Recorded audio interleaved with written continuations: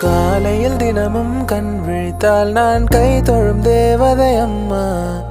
அன்பென்றாலே அம்மா என் தாய் போலாகிடுமா. காலையில் தினமும் கண் விழித்தால் நான் கை தொழும் தேவதை அம்மா. அன்பென்றாலே அம்மா என் தாய் போலாகிடுமா.